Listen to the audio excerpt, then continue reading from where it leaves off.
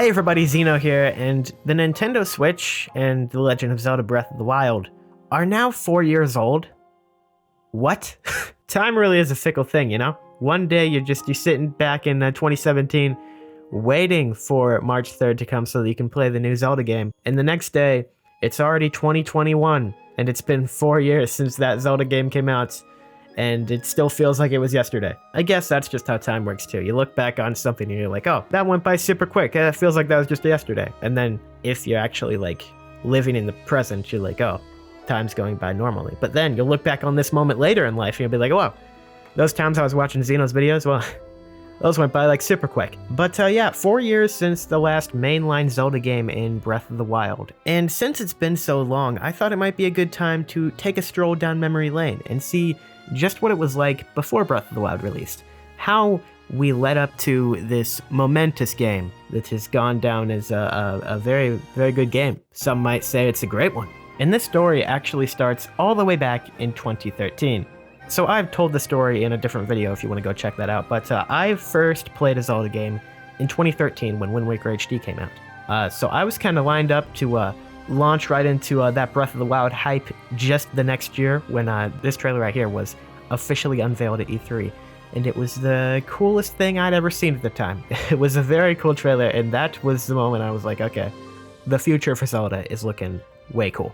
And actually, now that I have started to make videos and I know a lot more about Zelda history and everything, going back, Breath of the Wild was actually announced back at the beginning of 2013 when they said, we are making a Zelda game for Wii U. So technically, Breath of the Wild was announced before I was even a Zelda fan. But the thing is that it took so long to come out that I basically played half the series just waiting for it to be released. And I actually joined the Zelda fandom at a pretty good time because, you know, it's just remake after remake, so I got to experience the new versions of all these games. They were trying to satiate fans who were very hungry for some new Breath of the Wild news. So you could say I had an even easier wait than most people, as I had so many brand new Zelda games to tide me over until this new one came out.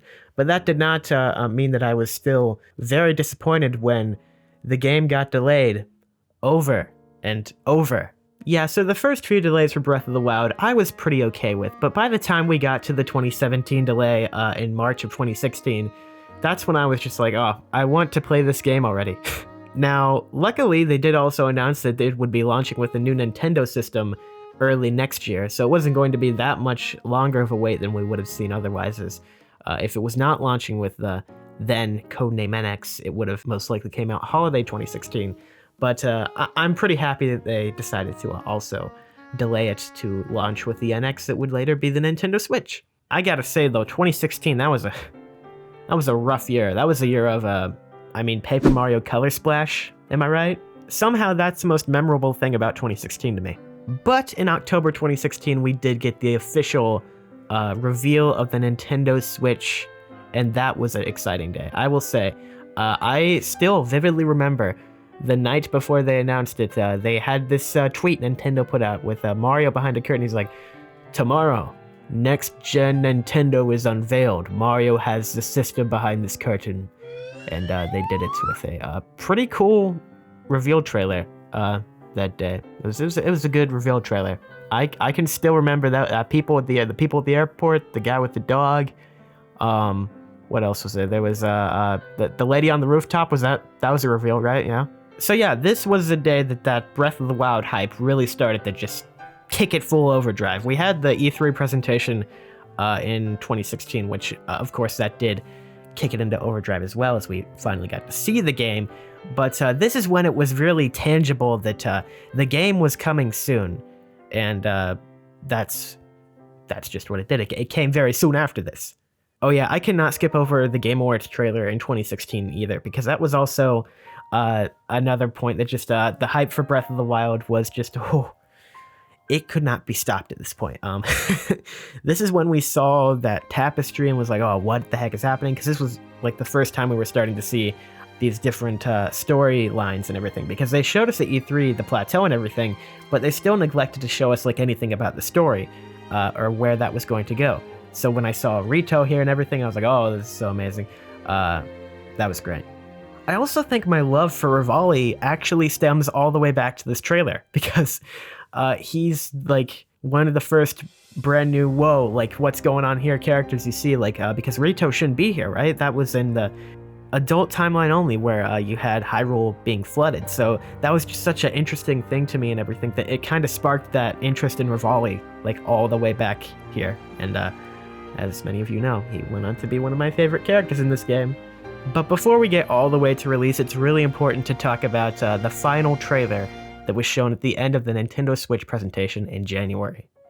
This Nintendo Switch presentation was like 3 Nintendo E3s bundled into one. It really was just a really, really, really exciting presentation.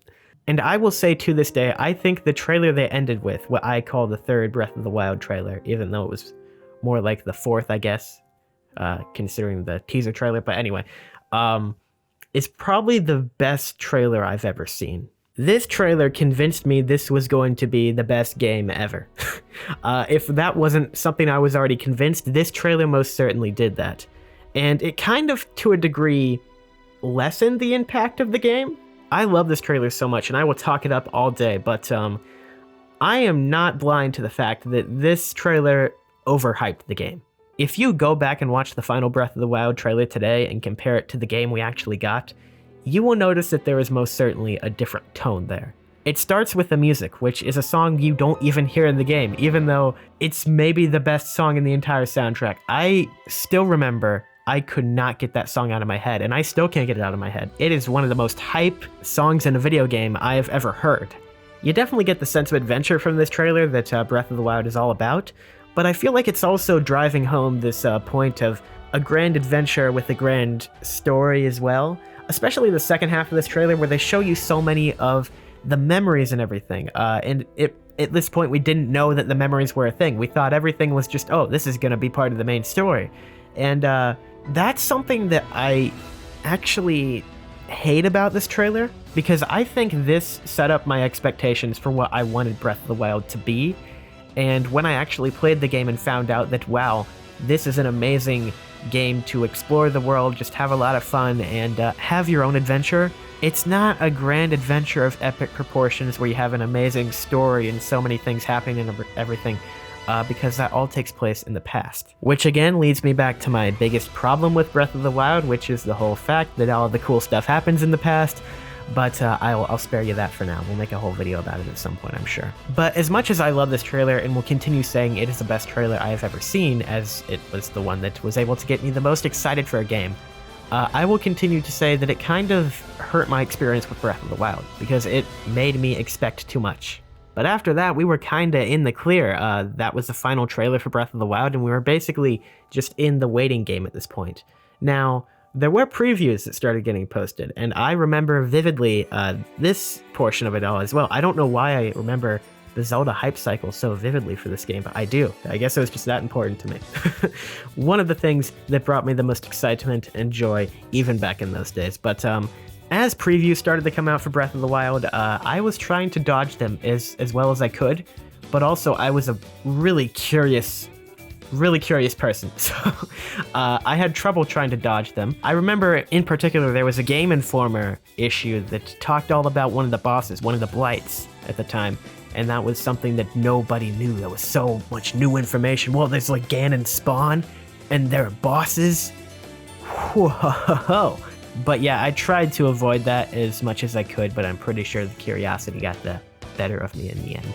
If there's one more story I want to bring up from the preview period when reviews were coming out and everything for the game, it's that I was listening to reviews because I didn't want to see any gameplay footage. I would hear people talk about the game, sure, but I'm going to experience the visualness of it all myself. But you know, me being the curious person, I glanced over at the screen once when one of the reviews was on, and I saw Link walk into a house, and I was like, what? There was no loading screen. But anyway, after that, March 3rd came around, and I finally got my hands on Breath of the Wild and one of them newfangledy Nintendo Switches. Playing through the plateau on release day is still a magical memory in my mind, even after 4 years. That's still something that stuck with me. It's interesting because I remember the hype cycle before the game a lot more than playing a lot of the actual moments of the game and my thoughts as I played through them. I guess that's just how I work. For some reason, I really enjoy getting excited about a product more than consuming it sometimes. It's a weird quirk, I know, yeah. But it really was a magical journey from reveal to release for this game, and I thought it would be fun to just look back on that today to reminisce now that 4 years have passed since that time. Time flies. Hey guys, I hope you enjoyed the short little retrospective video. We did have to delay the big video that was supposed to come out this week that I've been hyping up for weeks and everything, but it will be next week, I promise you that, and I'm sorry it's taking so long, and I hope it's worth the wait when it is done. Hope you guys will like it. But if you did like this video and that upcoming one does sound interesting to you maybe, you could subscribe to the channel if you haven't already, and just join us in that march to 10K subscribers. We're getting pretty darn close at this point. I'd love to hit it by the end of the month. By the way, I got some pretty interesting ideas for if we do hit that milestone, so I don't know, maybe you should just click that little red button and see what happens, yeah? Also, by the way, make sure you leave a comment and let me know your most memorable memory with Breath of the Wild before it came out, and if you didn't play Breath of the Wild until after it already released, how did you learn about Breath of the Wild? As always, you can find me on Twitter at XenogamerYT, join the Discord server with the link in the description below, and follow us on Twitch for streams every Friday. That's going to be it for this week, guys. Thank you for stopping by, and I will see you soon with another video. Take care. Bye-bye.